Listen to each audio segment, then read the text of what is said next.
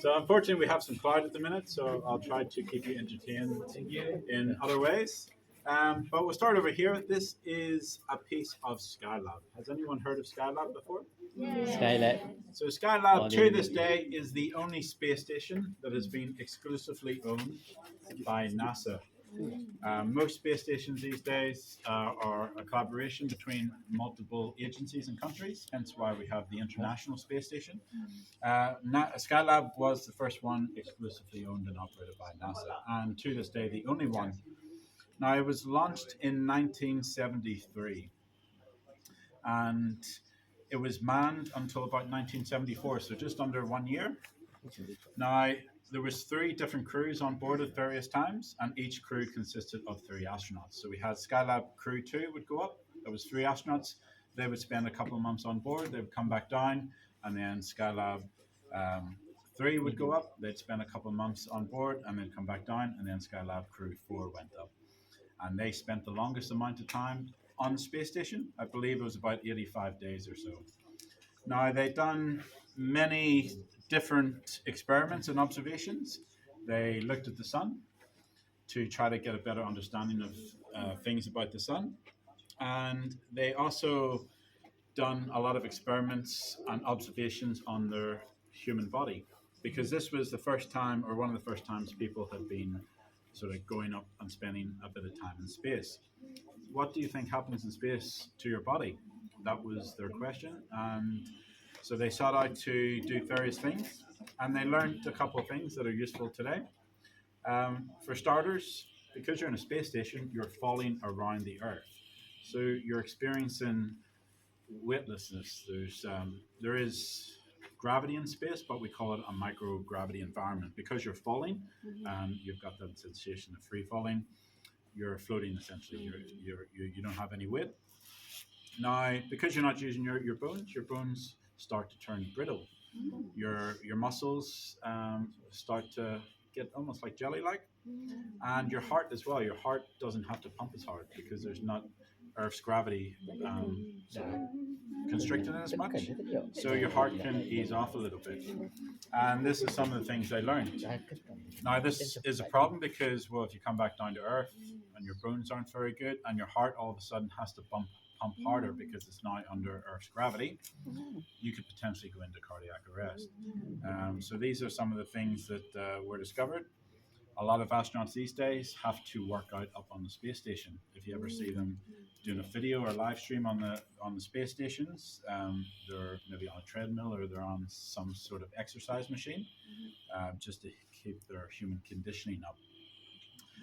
So they've done many things. They also would look down on Earth and do some observations. They were looking at the top of cyclones, huge hurricanes, because, well, it was one of the first times we were able to actually look down on top of one. Now, 1974, the last crew came back down, and that was it. There was no more people on board Skylab. But NASA kept it up in space. They left it flying around Earth for many years.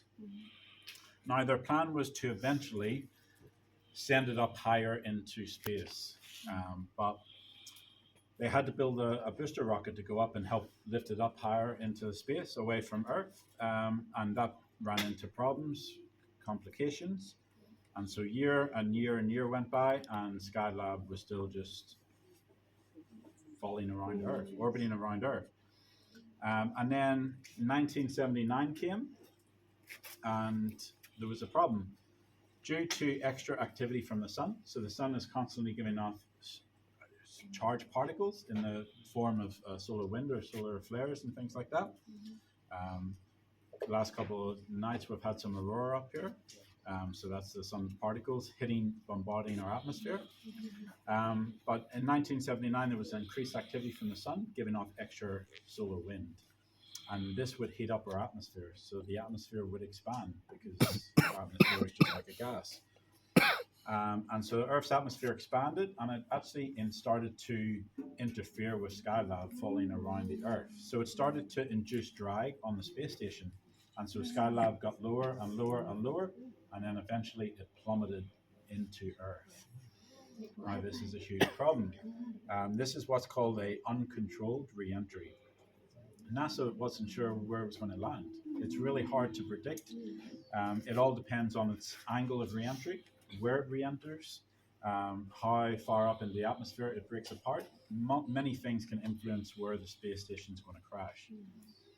So NASA had to keep watching, keep observing and guessing.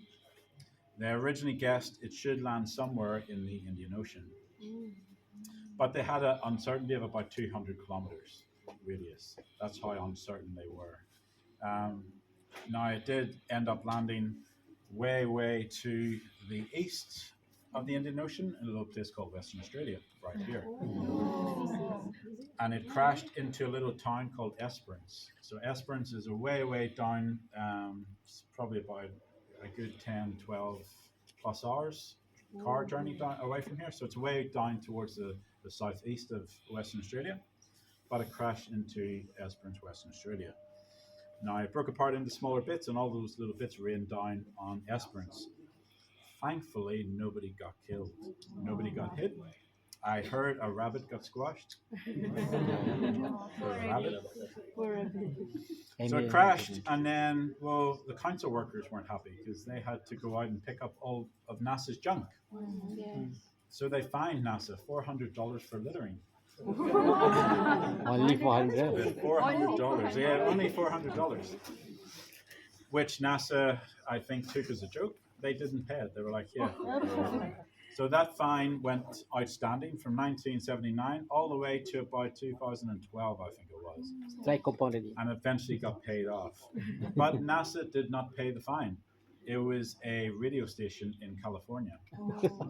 They heard that NASA had an unpaid debt, so they called out to their listeners and said, please donate some money.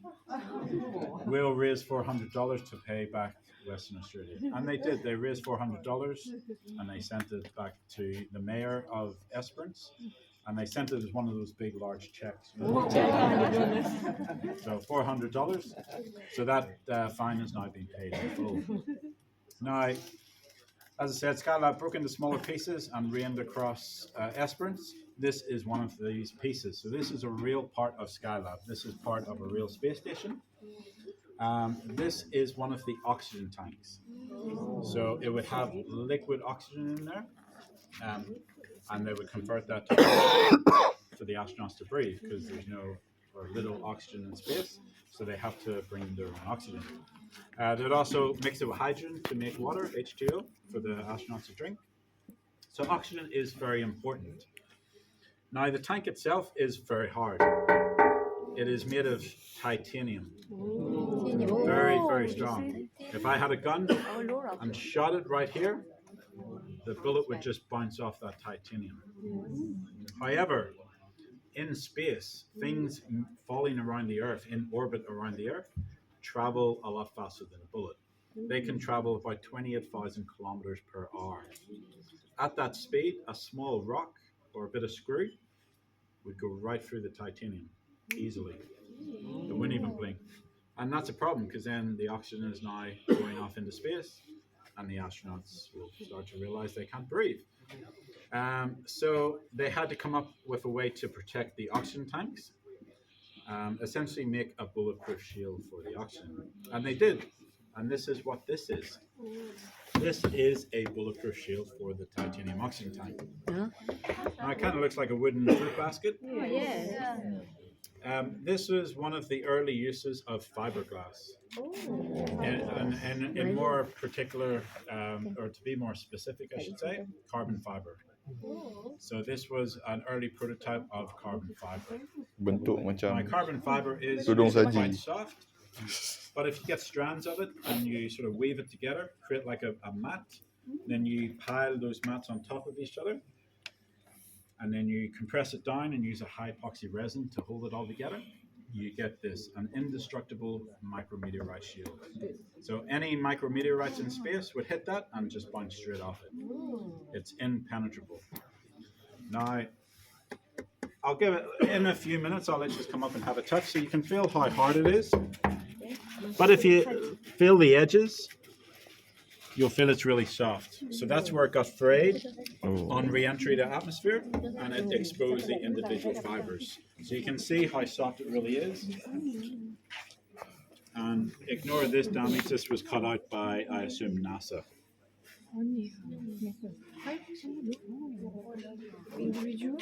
So here's a picture. Now, there was about 6 tanks on board Skylab, and this is a picture of 2 of the tanks. So you can see the carbon fiber shield, and then you can see a bit of the top of the oxygen tank. So yeah, it crashed in 1979. So I'll get you while I'm talking. You can come up and have a touch, get a photo with it if you want.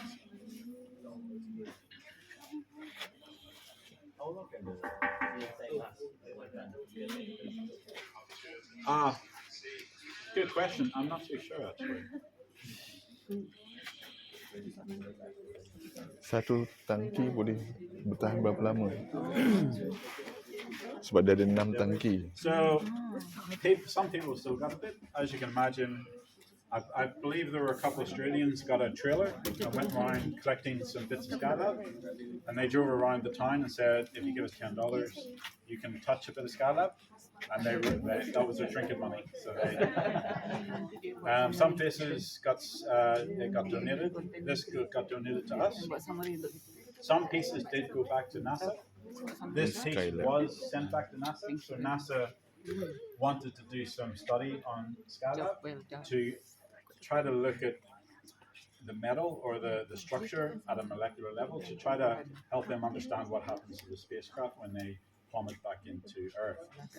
So they put out a call and said, if you send us Skylab, we'll do some studies on it and we'll give it back to you. So this piece actually did get sent back to NASA. NASA done some testing on it, hence why there's a lot of grind marks here. That was all done by NASA, just trying to do what they were doing. And then they sent it back to the person who sent it in. And then over the course of years, it eventually made its way up here. Now, there is some pieces of it down in Esperance as well, where it crashed. There's a museum down there. They have a large section of Skylab down there as well. And you can see there's a few photos. This is a part of the workshop area. And then that's a more in-depth photo of the Skylab station. So the astronauts lived, went to the toilet, and done their experiments here. And they had different compartments where they had a solar scope on board to look at the sun. As I said, they were doing some observations of the sun at the time. So feel free to have some photos and yeah, go ahead.